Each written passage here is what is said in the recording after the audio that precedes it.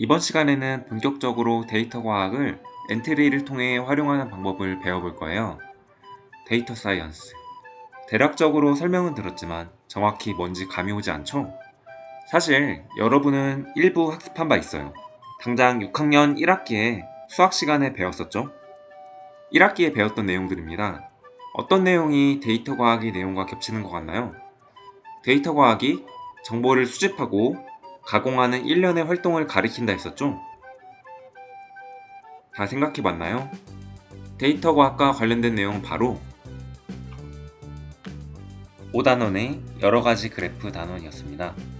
그래프는 여러분이 갖고 있는 주로 교과서에서는 표로 표현된 정보들이었죠. 이 정보들을 가공해서 이미지로 만들어내는 과정이었어요.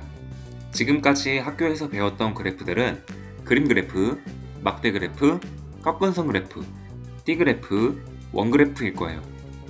엔트리에서도 베타 테스트지만 그래프를 구현하는 기능이 있어요. 정말 엔트리로 못하는 게 없죠. 그러면 이 기능들은 어디에서 볼 수 있냐고요? 한번 배워보도록 하겠습니다. 이제 엔트리를 켜보도록 하겠습니다. 블록 데이터 중 데이터 분석 칸으로 이동해 봅시다. 지금은 아무 블록이 없네요. 위의 데이터 화면 열기를 클릭해 주세요. 그러면 엔트리에서 기본적으로 제공하는 여러 정보들이 나옵니다. 우리는 이걸 이용하는 게 아니라 직접 데이터를 입력해 볼 거예요. 새로 만들기로 들어가 주세요. 그러면 데이터 처리에 있어서 유의점이 나옵니다. 폭력적이고 잔인한 내용의 데이터, 선정적인 내용의 데이터, 불쾌감을 주거나 혐오 단어가 포함된 데이터, 부단 사용이 금지된 저작권의 데이터, 이런 데이터는 엔터리에 입력하면 안 된다는 이야기예요. 선생님이 한 가지만 더 이야기해 보겠는데, 이 엔트리를 활용하여 개인정보를 무단 수집하는 것에 유의해야 합니다. 이건 뒤에서 우리가 만들어 볼 내용과 관련이 있는데 추후 자세한 설명을 하도록 하겠습니다. 이동하기 버튼을 클릭하면 이렇게 기본 화면이 생성됩니다. 여기 위의 탭에 마우스를 이동하여 오른쪽 클릭을 하면 표를 추가할 수 있어요.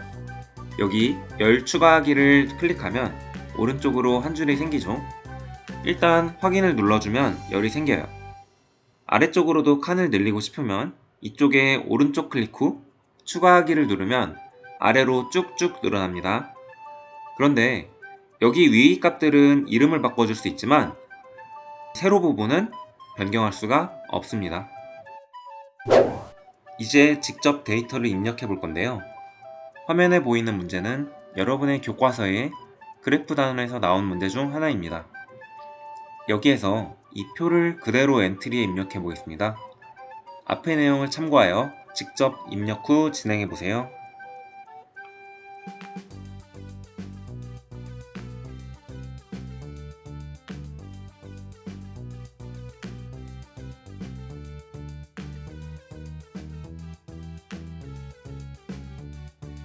아마 이렇게 입력한 친구들도 있을 거고 이렇게 입력한 친구들도 있을 거예요.